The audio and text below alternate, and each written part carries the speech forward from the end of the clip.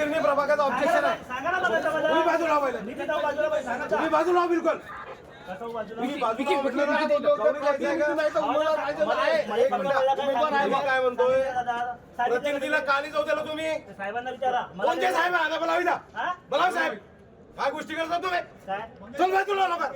प्रतिनिधीला कसं काढवता? बोलवा त्यांना. याला शासनाची माहिती आहे की नाही आहे? प्रतिनिधीला का अडवलं यांनी? उमेदवार नाही आहे तर प्रतिनिधी कशासाठी असतो मग? बोलावा वरिष्ठांना. कोण आहे तुमचे वरिष्ठ?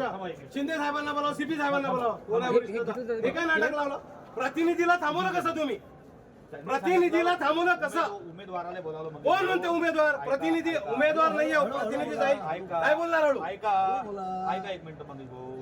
तुम्ही आमच्या मी डीसीपी साहेबाला इथं बोलावं. मी नाही जात आता. ठीक आहे, थांबून जा. डीसीपी साहेब या बोलावा इथे. थांबून जा. तुम्ही प्रतिनिधीला थांबवलं कसं? थांबून जा आता. नाही का थांबवलं? नाही मी जाणार आहे. मला थांबवायचं थांबवा तुम्ही. मी जाणार आहे. तुम्हाला अडवा ना मला. चला मला अडवा. मी जातो. माझ्या सोडा. त्यांनी जाऊ देत आहे आम्हाला कोण प्रतिनिधीला यावं राजू. तुम्ही त्यांनी जाऊ देत आहे आम्हाला ते उमेदवार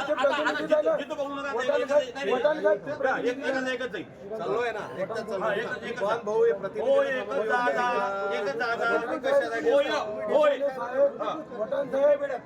मी जाणार वर सर.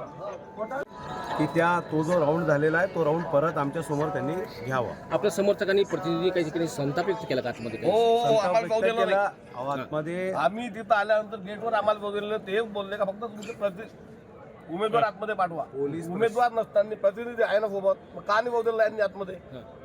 आज जिथं त्या बाबतीत आम्हाला बोलावलं त्यावेळेला इथं कोण बाजूला पेट्या फुटणं चालू झाल्या होत्या.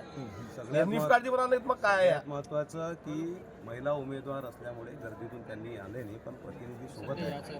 प्रतिनिधीला प्रशासनाने थांबवणं योग्य नाही. प्रतिनिधी कशासाठी देतात त्यांना संविधानाची धक्काबुक्की करून हे करते, आरावी करून आले. माहिती कमी दिसते मला प्रशासनाला. त्यांनी अभ्यास केला पाहिजे आणि यावर कडक कारवाई शासनाने केली पाहिजे अशी मी विनंती.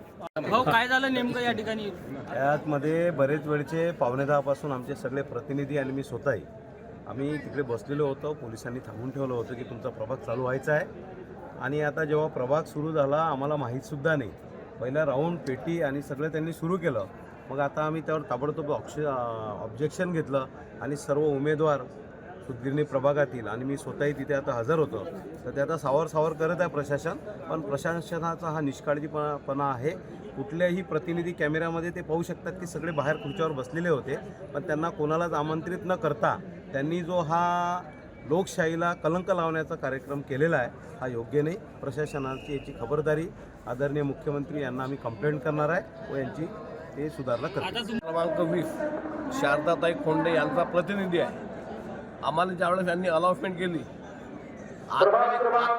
आतमध्ये येईपर्यंत यांनी पेट्या फोडल्या होत्या. आमचा एकही कोणताच प्रतिनिधी नव्हता 20 नंबर प्रभागात. हा आणि ज्यावेळेस यांनी सीपी साहेबांना बोलावलं आमचा उमेदवार हजर नव्हता. त्यांचा प्रतिनिधी बी असताना यांनी आमच्या धक्काबुक्की करून आम्हाला बाहेर काढलं. आतमध्ये फक्त उमेदवार पाहिजे म्हणे, उमेदवार घरी आहे. अशा वेळेस काय करावं आम्ही लोकांना? आणि ते लोक मागायला तयार नाही.